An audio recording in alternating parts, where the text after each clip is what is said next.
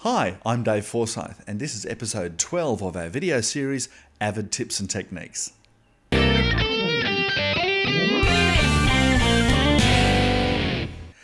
Avid Marquee is an immensely powerful title tool, which incidentally does a lot more than titles, as we saw in episode 10.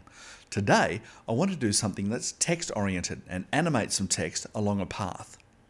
To do this, I'm firstly going to open Marquee from the Clip menu in Media Composer. Next, I need to zoom out a little so I can see more of the off-screen area. To draw the path, I'm going to enable the Shape tool. The Shape tool can be used to create control points, which can then form either straight lines or curves. In this instance, I'm going to create some straight lines first and turn them into curves later.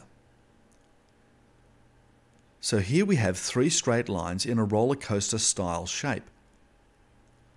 Now the shape is drawn, I need to turn these hard corners into curves. To do this, I need to right-click each control point and choose Make Smooth Points from the contextual menu. It might be enough to just do the points which are on screen, as you can't see the points at either end of the line anyway. The curve at this point is not as smooth as I would like it to be, so I'm going to smooth it out. To do this, I can use the Shape tool to move the control point and even drag one of the Bezier handles to adjust the curvature. You might remember we first saw Bezier handles in episode 9. Now the shape is the way I want it, I can turn it into a path. First, I need to enable the Edit tool and select the shape. Next, I need to go to the Object menu and choose Convert Shape to Path. The path goes red. Now I have to place some text on the path.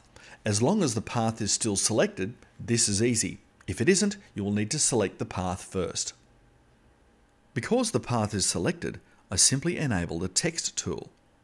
This places a cursor at the end of the path. Now I need some text. When I'm finished typing the text I want, I right-click near the path and choose Motion Crawl from the contextual menu.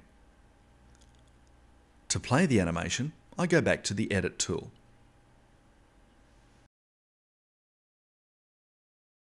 Now it looked like the text just disappeared, didn't it? But it hasn't really. It's just off screen waiting to come on. Let's see it play.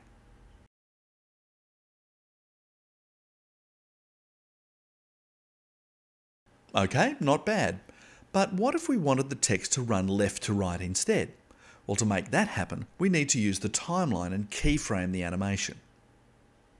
If you do not have the timeline showing already, you can open it using either the Basic Animation or Expert Animation toolsets, or you can just choose it from the Window menu.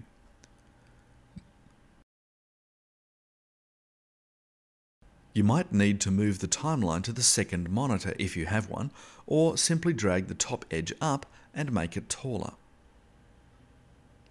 The taller the timeline window is, the easier it is to animate, especially if you have lots of objects. I need to open the Layer 1 track and then the keyframe editor for the path.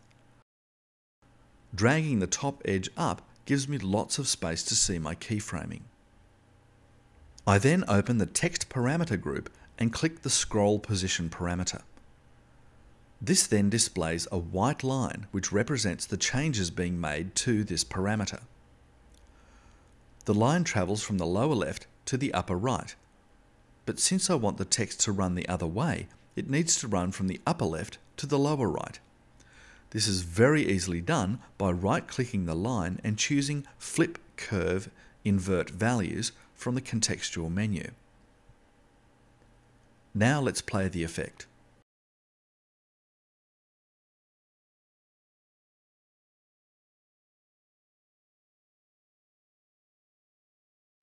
Not bad.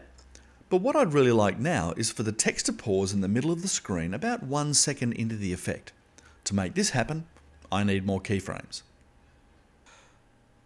I'll move to the 1 second mark and add a keyframe here by right-clicking on the line and choosing Insert Key from the contextual menu.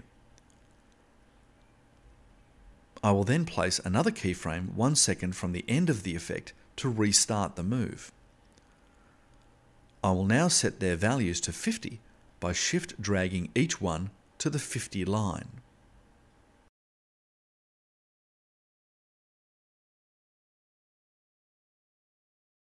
Holding the Shift key while you're dragging the keyframe in value forces the keyframe to snap to the value lines or graticules. Once they have the same value, I need to choose the final value, which will place the text in the right position. To do that, I will firstly Shift select the 2 keyframes I just created. Next, I will park in the middle of the line between these 2 keyframes. Now I need to drag one of the selected keyframes in value until I see the text where I want it. Let's quickly explain the cursor shapes. As long as the cursor looks like this, you can drag the keyframe in value without running the risk of dragging it in time. If your cursor looks like this, you can then drag the keyframe in time without risking changing its value. If the cursor looks like this, you can drag the keyframe in time and value at the same time. But the motion is pretty mechanical. Let's fix that by changing the curve to a smooth curve. To do that, I right-click the first segment and choose Smooth Whole Curve from the contextual menu. See how the shape of the line is immediately changed to an ease-in, ease-out shape with Bezier handles at each keyframe.